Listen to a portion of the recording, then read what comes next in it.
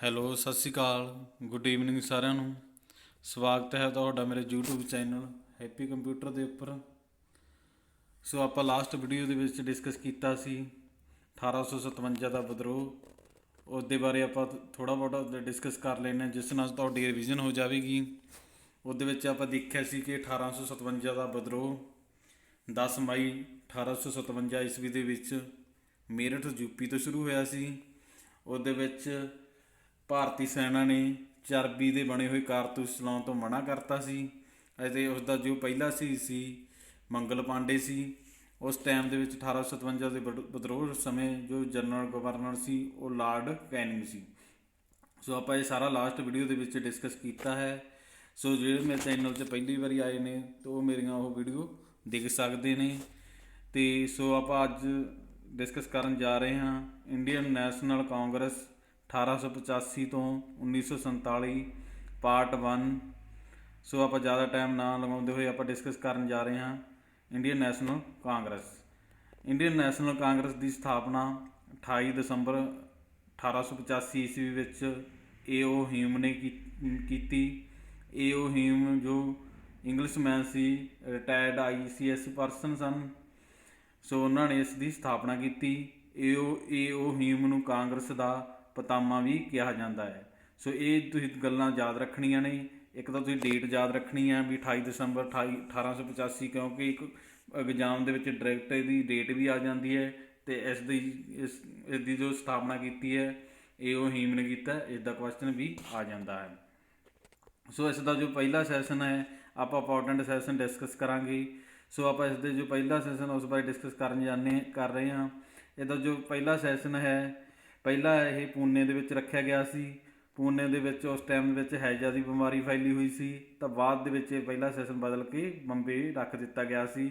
ਤਾਂ ਤੁਸੀਂ ਯਾਦ ਰੱਖਣਾ ਕਿ ਇਸ ਦਾ ਪਹਿਲਾ ਸੈਸ਼ਨ ਆ ਜੋ ਬੰਬੇ ਦੇ ਵਿੱਚ ਹੋਇਆ ਸੀ। ਇਹ ਕੁਐਸਚਨ ਵੀ ਐਗਜ਼ਾਮ ਦੇ ਵਿੱਚ ਆ ਜਾਂਦਾ ਹੈ ਕਿ ਕਾਂਗਰਸ ਦਾ ਪਹਿਲਾ ਸੈਸ਼ਨ ਕਿੱਥੋਂ ਹੋਇਆ ਸੀ। ਅਤੇ ਕਈ ਵਾਰ ਇਸ ਦੀ ਜਗ੍ਹਾ ਦਾ ਵੀ ਆ ਜਾਂਦਾ ਵੀ ਕਿਸ ਜਗ੍ਹਾ ਦੇ ਉੱਪਰ ਹੋਇਆ ਸੀ। ਇਹ ਹੋਇਆ ਸੀ ਗੋਕਲ ਦਾਸ ਤੇਜਪਾਲ ਸੰਸਕ੍ਰਿਤ ਕਾਲਜ ਵਿਖੇ ਹੋਇਆ ਸੀ। ਬੰਬੇ ਦੇ ਵਿੱਚ ਕਾਲਜ ਆ ਗੋਕਲ ਦਾਸ ਤੇਜਪਾਲ ਸੰਸਕ੍ਰਿਤ ਕਾਲਜ, ਠੀਕ ਹੈ। ਇਸ ਸੈਸ਼ਨ ਦੇ ਵਿੱਚ ਟੋਟਲ 72 ਮੈਂਬਰਾਂ ਨੇ ਹਿੱਸਾ ਲਿਆ ਸੀ। ਮੋਸਟ ਇੰਪੋਰਟੈਂਟ ਕੁਐਸਚਨ ਆ ਜੋ ਪੰਜਾਬ ਦੇ ਹਰੇਕ ਐਗਜ਼ਾਮ ਦੇ ਵਿੱਚ ਆ ਹੀ ਜਾਂਦਾ ਹੈ ਕਿ ਇਸ ਦੇ ਜੋ ਪਹਿਲੇ ਪ੍ਰਧਾਨ ਸੀ ਕਾਂਗਰਸ ਦੇ ਕੌਣ ਬਣੇ ਸਨ। ਤਾਂ ਆਪਾਂ ਟਿਕ ਲਗਾਉਣਾ ਹੈ WC ਬੈਨਰਜੀ ਬਣੇ ਸਨ। ਇਹ ਤੁਸੀਂ ਯਾਦ ਰੱਖਣਾ ਕਿਉਂਕਿ ਇਹ ਮੋਸਟ ਇੰਪੋਰਟੈਂਟ ਕੁਐਸਚਨ ਆ। ਪੰਜਾਬ ਦੇ ਕਈ ਐਗਜ਼ਾਮਾਂ ਦੇ ਵਿੱਚ ਆ ਚੁੱਕਿਆ ਹੈ ਅਤੇ ਮਾਸਟਰ ਗੇਡਰ ਦੇ ਲਾਸਟ ਐਗਜ਼ਾਮ ਜੋ ਹੋਏ ਨੇ ਉਹਨਾਂ ਦੇ ਵਿੱਚ ਵੀ ਇੱਕ ਕੁਐਸਚਨ ਆ ਚੁੱਕਿਆ ਹੈ ਵੀ ਕਾਂਗਰਸ ਦੇ ਪਹਿਲੇ ਪ੍ਰਧਾਨ ਕੌਣ ਸਨ। ਤਾਂ ਆਪਾਂ ਕਨਫਿਊਜ਼ ਨਹੀਂ ਹੋਣਾ ਏ.ਓ. ਹਿਊਮ ਅਤੇ WC ਬੈਨਰਜੀ 'ਚ। ਏ.ਓ. ਹਿਊਮ ਨੇ ਉਹਨਾਂ ਨੇ ਤਾਂ ਸਥਾਪਨਾ ਕੀਤੀ ਸੀ ਅਤੇ ਇਹਦੇ ਜੋ ਪਹਿਲੇ ਪ੍ਰਧਾਨ ਸਨ ਉਹ WC ਬੈਨਰਜੀ ਸਨ। ਜਦੋਂ ਕਾਂਗਰਸ ਦੀ ਸਥਾਪਨਾ ਹੋਈ ਉਸ ਸਮੇਂ ਬ੍ਰਿਟਿਸ਼ ਗਵਰਨਰ ਜਨਰਲ ਲਾਰਡ ਡਫਲਨ ਸੀ। ਇਹ ਤੁਸੀਂ ਯਾਦ ਰੱਖਣਾ ਕਿ ਕਾਂਗਰਸ ਦੀ ਸਥਾਪਨਾ ਸਮੇਂ ਜੋ ਬ੍ਰਿਟਿਸ਼ ਗਵਰਨਰ ਜਨਰਲ ਲਾਰਡ ਡਫਲਨ ਸੀ। ਇਹ ਵੀ ਕੁਐਸਚਨ ਆ ਜਾਂਦਾ ਹੈ। ਇਹ ਜੋ ਆਪਣੀ ਕਾਂਗਰਸ ਦੀ ਸਥਾਪਨਾ ਹੋਈ ਉਹਦੇ ਵਿਰੁੱਧ ਕਈ ਆਲੋਚਨਾਵਾਂ ਹੋਈਆਂ। ਸੋ ਆਪਾਂ ਡਿਸਕਸ ਕਰਦੇ ਹਾਂ ਕਿ ਕਿਸ ਨੇ ਇਸ ਸੰਸਥਾ ਨੂੰ ਕੀ ਕਿਹਾ। ਜੋ ਲਾਰਡ ਡਫਲਨ ਨੇ ਇਸ ਨੂੰ ਘੱਟ ਗਿਣਤੀ ਵਾਲਾ ਸੰਗਠਨ ਕਿਹਾ। ਘੱਟ ਗਿਣਤੀ ਵਾਲਾ ਸੰਗਠਨ ਇਸ ਲਈ ਕਿਹਾ ਵੀ ਇਸ ਵਿੱਚ ਟੋਟਲ 72 ਮੈਂਬਰਾਂ ਨੇ ਹੀ ਹਿੱਸਾ ਲਿਆ ਸੀ। ਲਾਰਡ ਕਰਜ਼ਨ ਜੋ ਕਿ 1905 ਵਿੱਚ ਆਪਣੀ ਬੰਗਾਲ ਦੀ ਵੰਡ ਹੋਈ ਸੀ, ਉਸ ਟਾਈਮ ਭਾਰਤ ਦਾ ਵਾਇਸਰਾਏ ਸੀ। ਉਸ ਨੇ ਇਸ ਸੰਗਠਨ ਨੂੰ ਕਾਂਗਰਸ ਲਾੜ ਖੜਾ ਰਹੀ ਹੈ ਅਤੇ ਪਤਨ ਵੱਲ ਜਾ ਰਹੀ ਹੈ ਇਹ ਕਿਹਾ ਸੀ। ਫਿਰੋਜ਼ ਸ਼ਾਹ ਮਹਿਤਾ ਉਸਨੇ ਕਿਹਾ ਸੀ ਕਾਂਗਰਸ ਦੀ ਆਵਾਜ਼ ਹੈ ਜੋ ਉਹ ਪੂਰੇ ਭਾਰਤ ਦੀ ਆਵਾਜ਼ ਨਹੀਂ ਹੈ, ਠੀਕ ਹੈ। ਇਹ ਕਿਹਾ ਸੀ ਫਿਰੋਜ਼ ਸ਼ਾਹ ਮਹਿਤਾ ਨੇ। ਸੋ ਉਸ ਤੋਂ ਬਾਅਦ ਆਪਾਂ ਗੱਲ ਕਰਨ ਜਾ ਰਹੇ ਹਾਂ ਬਾਲ ਗੰਗਾ ਤਿਲਕ ਨੇ ਕਿਹਾ ਸੀ। ਬਾਲ ਗੰਗਾ ਤਿਲਕ ਨੇ ਇਸ ਨੂੰ ਭੀਖ ਮੰਗਣ ਵਾਲੀ ਸੰਸਥਾ ਕਿਹਾ ਸੀ, ਠੀਕ ਆ। ਇਹ ਕਈ ਵਾਰ ਕੁਐਸਚਨ ਆ ਜਾਂਦਾ ਹੈ ਕਿ ਭੀਖ ਮੰਗਣ ਵਾਲੀ ਸੰਸਥਾ ਕਾਂਗਰਸ ਨੂੰ ਕਿਸ ਨੇ ਕਿਹਾ ਸੀ। ਤਾਂ ਬਾਲ ਗੰਗਾ ਤਿਲਕ ਨੇ ਕਿਹਾ ਸੀ। ਬਾਅਦ 'ਚ ਆਜ਼ਾਦੀ ਤੋਂ ਬਾਅਦ ਮਹਾਤਮਾ ਗਾਂਧੀ ਜੀ ਨੇ ਕਿਹਾ ਸੀ ਕਿ ਕਾਂਗਰਸ ਨੂੰ ਹੁਣ ਖਤਮ ਕਰ ਦਿੱਤਾ ਜਾਵੇ। ਖਤਮ ਇਸ ਲਈ ਕਰ ਦਿੱਤਾ ਜਾਵੇ ਕਿ ਇਸ ਦਾ ਜੋ ਮੁੱਖ ਮਕਸਦ ਸੀ ਭਾਰਤ ਨੂੰ ਆਜ਼ਾਦੀ ਦਿਵਾਉਣਾ ਸੀ। ਆਜ਼ਾਦੀ ਤੋਂ ਬਾਅਦ ਇਸ ਨੂੰ ਖਤਮ ਕਰ ਦਿੱਤਾ ਜਾਵੇ, ਇਹ ਮਹਾਤਮਾ ਗਾਂਧੀ ਜੀ ਨੇ ਕਿਹਾ ਸੀ। ਹੁਣ ਇਸ ਦੇ ਆਪਾਂ ਜੋ ਇੰਪੋਰਟੈਂਟ ਸੈਸ਼ਨ ਨੇ ਉਹ ਕਰ ਲੈਂਦੇ ਹਾਂ। ਸਭ ਤੋਂ ਪਹਿਲਾਂ ਆਪਾਂ ਪਹਿਲਾ ਸੈਸ਼ਨ ਕੀਤਾ ਸੀ ਜੋ ਕਿ ਬੰਬੇ ਦੇ ਵਿੱਚ ਹੋਇਆ ਸੀ। ਉਸ ਦੇ ਵਿੱਚ ਆਪਾਂ ਡਿਸਕਸ ਕੀਤਾ ਹੈ ਕਿ ਇਹਦੇ ਪਹਿਲੇ ਪ੍ਰਧਾਨ WC ਬੈਨਰਜੀ ਬਣੇ ਸਨ। ਠੀਕ ਹੈ, ਇਹ ਆਪਾਂ ਜੋ ਯਾਦ ਰੱਖਣਾ ਹੈ। ਸੋ ਆਪਾਂ ਇਸ ਤੋਂ ਬਾਅਦ ਦੂਜੇ ਸੈਸ਼ਨ ਵੱਲ ਜਾ ਰਹੇ ਹਾਂ। ਕਾਂਗਰਸ ਦਾ ਜੋ ਦੂਜਾ ਸੈਸ਼ਨ ਹੈ ਇਹ 1886 ਈਸਵੀ ਵਿੱਚ ਕਲਕੱਤਾ ਵਿਖੇ ਹੋਇਆ। ਇਹਦਾ ਵੀ ਤੁਸੀਂ ਜਗ੍ਹਾ ਯਾਦ ਰੱਖਣੀ ਹੈ ਕਲਕੱਤਾ, ਕਿਉਂਕਿ ਇਹ ਵੀ ਇੰਪੋਰਟੈਂਟ ਹੈ। ਕਈ ਵਾਰ ਕੁਐਸਚਨ ਆ ਜਾਂਦਾ ਹੈ ਵੀ ਜੋ ਕਾਂਗਰਸ ਦਾ ਦੂਜਾ ਸੈਸ਼ਨ ਉਹ ਕਿੱਥੇ ਹੋਇਆ, ਉਹ ਹੋਇਆ ਸੀ ਕਲਕੱਤਾ ਵਿਖੇ। ਠੀਕ ਹੈ, ਇਸ ਸੈਸ਼ਨ ਦੇ ਪ੍ਰਧਾਨ ਦਾਦਾ ਬਾਈ ਨੂਰਜੀ ਬਣੇ।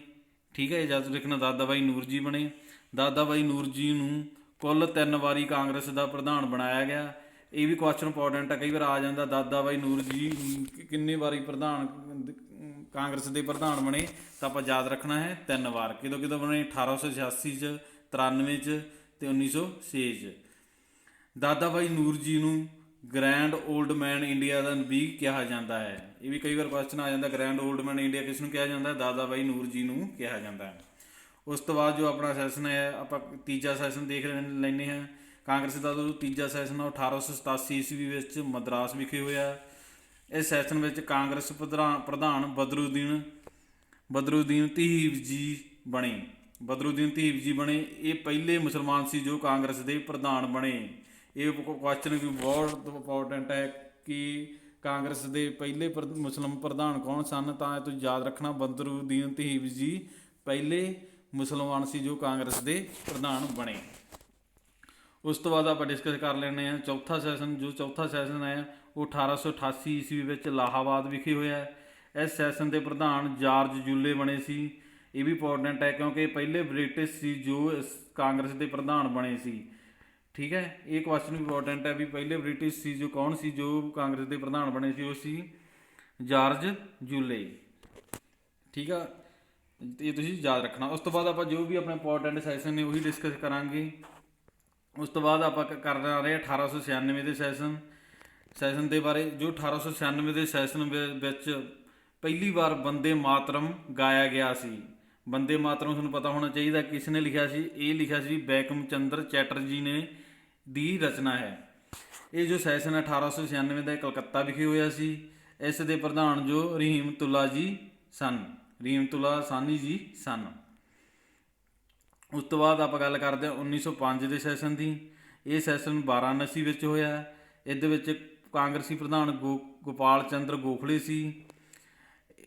ਇਸ ਦੇ ਵਿੱਚ ਜੋ 1605 ਆ 16 ਅਕਤੂਬਰ 1905 ਦੇ ਵਿੱਚ ਬੰਗਾਲ ਦੀ ਵੰਡ ਹੋਈ ਸੀ। ਆਪਾਂ ਨੂੰ ਯਾਦ ਰੱਖਣੀ ਹੈ ਡੇਟ। ਤੁਸੀਂ ਕਈ ਵਾਰ ਸਿੱਧੀ ਡੇਟ ਆ ਜਾਂਦੀ ਹੈ ਕਿ ਬੰਗਾਲ ਦੀ ਵੰਡ ਕਦੋਂ ਹੋਈ ਸੀ। ਬੰਗਾਲ ਦੀ ਵੰਡ ਹੋਈ ਸੀ 16 ਅਕਤੂਬਰ 1905 ਦੇ ਵਿੱਚ ਹੋਈ ਸੀ। ਅਤੇ ਇਸ ਟਾਈਮ ਜੋ ਭਾਰਤ ਦੇ ਵਾਇਸਰਾਏ ਸੀ ਉਹ ਸੀ ਲਾਰਡ ਕਰਜ਼ਨ। ਇਹ ਤੁਸੀਂ ਯਾਦ ਰੱਖਣਾ। ਉਸ ਤੋਂ ਬਾਅਦ ਆਪਾਂ ਗੱਲ ਕਰ ਲੈਂਦੇ ਹਾਂ 1906 ਦੇ ਵਿੱਚ ਹੀ ਜੋ ਮੁਸਲਿਮ ਲੀਗ ਬਣੀ ਸੀ। ਕਈ ਵਾਰ ਕੁਐਸਚਨ ਆ ਜਾਂਦਾ ਮੁਸਲਿਮ ਲੀਗ ਕਦੋਂ ਬਣੀ ਸੀ? 1906 ਦੇ ਵਿੱਚ। ਇਹਦਾ ਜੋ ਨੇਤਾ ਸੀ ਨਵਾਬ ਸਾਲੀਮੁੱਲਾ ਸੀ। ਠੀਕ ਹੈ, ਇਹ ਤੁਸੀਂ ਯਾਦ ਰੱਖਣਾ ਵੀ ਇਹਦਾ ਨੇਤਾ ਕੌਣ ਸੀ? ਨਵਾਬ ਸਾਲੀਮੁੱਲਾ। ਉਸ ਤੋਂ ਬਾਅਦ ਆਪਾਂ ਗੱਲ ਕਰਨ ਜਾ ਰਹੇ ਹਾਂ 1907 ਦੇ ਵਿੱਚ ਜੋ ਸੂਰਤ ਦੀ ਵੰਡ ਹੋਈ ਸੀ। ਕਾਂਗਰਸ 2 ਭਾਗਾਂ ਵਿੱਚ ਵੰਡੀ ਗਈ ਸੀ। 1907 ਦੇ ਵਿੱਚ ਸੂਰਤ ਦੀ ਵੰਡ ਹੋਈ ਸੀ। ਉਸ ਟਾਈਮ ਜੋ ਕਾਂਗਰਸ ਹੈ 2 ਭਾਗਾਂ ਵਿੱਚ ਵੰਡੀ ਗਈ ਸੀ, ਜਿਸ ਨੂੰ ਆਪਾਂ ਕਹਿੰਦੇ ਹਾਂ ਗਰਮ ਦਲ ਅਤੇ ਨਰਮ ਦਲ।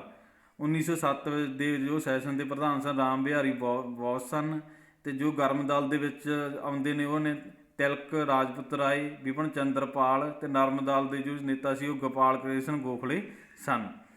ਉਸ ਤੋਂ ਬਾਅਦ ਜੋ ਆ ਜਾਂਦਾ 1909 ਦੇ ਵਿੱਚ ਲਾਰਡ ਮਿੰਟੋ ਦਾ ਐਕਟ 1909 ਵਿੱਚ ਭਾਰਤ ਦਾ ਵਾਇਸਰਾਏ ਲਾਰਡ ਮਿੰਟੋ ਸੀ।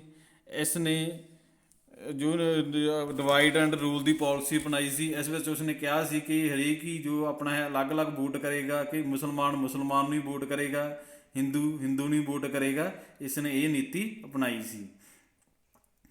ਉਸ ਤੋਂ ਬਾਅਦ 1911 ਦਾ ਸੈਸ਼ਨ ਆ ਜਾਂਦਾ ਹੈ। 1911 ਦੇ ਕਾਂਗਰਸ ਦੇ ਸੈਸ਼ਨ ਦੇ ਪ੍ਰਧਾਨ ਵਿਸ਼ਨ ਨਾਰਾਇਣਦਾਰ ਸਨ। ਇਹ ਸੈਸ਼ਨ ਕਲਕੱਤਾ ਵਿਖੇ ਹੋਇਆ ਸੀ। ਇਹ ਸੈਸ਼ਨ ਇਸ ਲਈ ਇੰਪੋਰਟੈਂਟ ਹੋ ਜਾਂਦਾ ਹੈ ਕਿ ਇਸ ਸੈਸ਼ਨ ਦੇ ਵਿੱਚ ਪਹਿਲੀ ਵਾਰ ਜਨ ਮਨ ਗਾਇਆ ਗਿਆ ਸੀ। ਤੁਹਾਨੂੰ ਪਤਾ ਹੋਣਾ ਚਾਹੀਦਾ ਹੈ ਕਿ ਜਨ ਮਨ ਗਾਣ ਕਿਸ ਦੀ ਰਚਨਾ ਹੈ, ਤਾਂ ਇਹ ਜੋ ਰਚਨਾ ਹੈ ਰਵਿੰਦਰ ਨਾਥ ਟੈਗੋਰ ਦੀ ਹੈ। ਉਸ ਤੋਂ ਬਾਅਦ ਆਪਾਂ ਗੱਲ ਕਰ ਲੈਂਦੇ 1916 ਦੇ ਸੈਸ਼ਨ ਦੀ।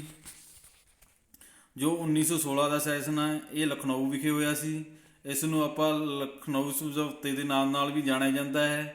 ਇਸ ਸੈਸ਼ਨ ਦੇ ਪ੍ਰਧਾਨ ਅੰਬਿਕਾ ਚਰਨ ਮਜੂਮਦਾਰ ਸਨ। ਇਸ ਸੈਸ਼ਨ ਵਿੱਚ ਨਰਮ ਦਲ ਅਤੇ ਗਰਮ ਦਲ ਦੇ ਜੋ ਸਨ ਉਹ ਇਕੱਠੇ ਹੋ ਗਏ ਸਨ ਅਤੇ ਹਿੰਦੂ ਅਤੇ ਮੁਸਲਮਾਨ ਦਾ ਵੀ ਸਮਝੌਤਾ ਹੋ ਗਿਆ ਸੀ। ਇਸ ਲਈ ਇਸ ਨੂੰ ਆਪਾਂ ਲਖਨਊ ਦਾ ਸਮਝੌਤਾ ਵੀ ਕਿਹਾ ਜਾਂਦਾ ਹੈ। ਇਸ ਲਈ ਇਸ ਨੂੰ ਲਖਨਊ ਦਾ ਸਮਝੌਤਾ ਵੀ ਕਿਹਾ ਜਾਂਦਾ ਹੈ। ਸੋ ਆਪਾਂ ਇਹ ਸਾਰਾ 1885 ਤੋਂ ਲੈ ਕੇ 1916 ਤੱਕ ਆਪਾਂ ਡਿਸਕਸ ਕੀਤਾ ਹੈ। ਸੋ ਆਪਾਂ ਜੋ ਆਪਣਾ ਰਹਿ ਗਿਆ ਉਹ ਆਪਾਂ ਅਗਲੀ ਆਪਣੀ ਜੋ 2 ਨੰਬਰ ਪਾਰਟ ਆਵੇਗਾ ਉਸ ਦੇ ਵਿੱਚ ਡਿਸਕਸ ਕਰਾਂਗੇ। ਇਹ ਆਪਣਾ ਪਾਰਟ 1 ਸੀ। ਸੋ ਤੁਸੀਂ ਵੱਧ ਤੋਂ ਵੱਧ ਆਪਣੀ ਜੋ ਸਟੱਡੀ ਦੇ ਵੱਲ ਧਿਆਨ ਦੇਣਾ ਹੈ, ਕਿਉਂਕਿ ਆਪਣੇ ਜੋ ਐਗਜ਼ਾਮ ਦੇ ਵਿੱਚ ਦਿਨ ਥੋੜ੍ਹੇ ਰਹਿ ਗਏ ਨੇ। ਤੁਹਾਨੂੰ ਪਤਾ ਹੀ ਹੈ ਰੋਲ ਨੰਬਰ ਅੱਜ ਆਉਣੇ ਸੀ, ਅੱਜ ਸੰਡੇ ਕਰਕੇ ਮੈਨੂੰ ਲੱਗਦਾ ਨਹੀਂ ਆਏ। ਕੱਲ੍ਹ ਤੱਕ ਤੁਹਾਡੇ ਰੋਲ ਨੰਬਰ ਸਾਰਿਆਂ ਦੇ ਆ ਜਾਣੇ ਨੇ। ਸੋ ਤੁਸੀਂ ਆਪਦਾ ਵੀ ਪੜ੍ਹਾਈ ਦੇ ਵਿੱਚ ਧਿਆਨ ਦਿਓ, ਵੱਧ ਤੋਂ ਵੱਧ ਟਾਈਮ ਪੜ੍ਹਾਈ ਨੂੰ ਦੇਵੋ। ਠੀਕ ਹੈ, ਹੁਣ ਆਪਾਂ ਕੱਲ੍ਹ ਨੂੰ ਦੂਜਾ ਪਾਰਟ ਲੈ ਕੇ ਆਵਾਂਗੇ ਇਸ ਵੀਡੀਓ ਦਾ 1885 ਤੋਂ 1947 ਦਾ। ਸੋ ਤੁਹਾਨੂੰ ਜੇ ਮੇਰੀਆਂ ਵੀਡੀਓਜ਼ ਵਧੀਆ ਲੱਗਦੀਆਂ ਨੇ, ਸਮਝ ਆਉਂਦਾ ਹੈ, ਤਾਂ ਤੁਸੀਂ ਮੇਰੀ ਵੀਡੀਓ ਨੂੰ ਸਬਸਕ੍ਰਾਈਬ ਕਰੋ, ਮੇਰੇ ਚੈਨਲ ਨੂੰ ਸਬਸਕ੍ਰਾਈਬ ਕਰੋ, ਮੇਰੀਆਂ ਵੀਡੀਓ ਨੂੰ ਵੱਧ ਤੋਂ ਵੱਧ ਸ਼ੇਅਰ ਕਰੋ, ਲਾਈਕ ਕਰੋ ਅਤੇ ਕਮੈਂਟ ਕਰੋ। ਅਤੇ ਇੱਕ ਮੈਨੂੰ ਆ ਰਹੀ ਸੀ ਇੱਕ ਫਰੈਂਡ ਦੀ ਦਿੱਲੀ ਸਲਤਨਤ ਬਾਰੇ ਕਿਹਾ ਸੀ, ਉਹਨਾਂ ਨੇ ਵੀਡੀਓ ਬਣਾਓ ਵੀ। ਹੁਣ ਆਪਾਂ ਪਹਿਲਾਂ ਆਹ ਕੰਪਲੀਟ ਕਰ ਲਈਏ, ਆਪਣਾ ਪਾਰਟ 1 ਬਣ ਗਿਆ ਹੈ। ਇਸ ਤੋਂ ਬਾਅਦ ਆਪਣਾ ਪਾਰਟ 2 ਬਣੇਗਾ। ਮੈਂ 2 ਦੇ ਵਿੱਚ ਸਾਰਾ ਕਵਰ ਕਰਾ ਦੂੰਗਾ ਜੋ ਆਪਣਾ ਰਹਿ ਗਿਆ 1947 ਤੱਕ ਦਾ। ਉਸ ਤੋਂ ਬਾਅਦ ਮੈਂ ਕੋਸ਼ਿਸ਼ ਕਰੂੰਗਾ ਵੀ ਦਿਨ ਥੋੜ੍ਹੇ ਰਹਿ ਗਏ ਵੀ ਦਿੱਲੀ ਸਲਤਨਤ ਇੱਕ ਦਿਨ ਦੇ ਵਿੱਚ ਹੀ ਸਾਰੀ ਕੰਪਲੀਟ ਕਰਾ ਦੇਵਾਂ। ਅਤੇ ਦਿੱਲੀ ਸਲਤਨਤ ਤੋਂ ਬਾਅਦ ਆਪਾਂ ਜੋ ਡਿਸਕਸ ਕਰਾਂਗੇ ਆਪਣੇ ਜੋ ਮੁਗਲ ਅੰਪਾਇਰ ਸੀਗਾ ਉਹ ਇੱਕ ਦਿਨ ਦੇ ਵਿੱਚ ਡਿਸਕਸ ਕਰ ਲਾਂਗੇ। ਸੋ ਜੇ ਤੁਹਾਨੂੰ ਕੋਈ ਲੱਗਦਾ ਕਿ ਤੁਹਾਡਾ ਕੋਈ ਟੌਪਿਕ ਰਹਿੰਦਾ ਹੈ ਹਿਸਟਰੀ ਦਾ, ਤਾਂ ਤੁਸੀਂ ਮੈਨੂੰ ਕਮੈਂਟ ਕਰਕੇ ਦੱਸ ਸਕਦੇ ਹੋ ਕਿ ਵੀ ਤੁਸੀਂ ਸਾਨੂੰ ਆਹ ਹਿਸਟਰੀ ਦਾ ਟੌਪਿਕ ਕਰਵਾਓ। ਤਾਂ ਮੈਂ ਕੋਸ਼ਿਸ਼ ਕਰੂੰਗਾ ਕਿ ਉਸੇ ਟੌਪਿਕ ਦੇ ਨੂੰ ਤੁਹਾਨੂੰ ਪੇਪਰ ਤੋਂ ਪਹਿਲਾਂ ਕਰਵਾ ਸਕਾਂ। ਸੋ ਥੈਂਕ ਯੂ, ਧੰਨਵਾਦ।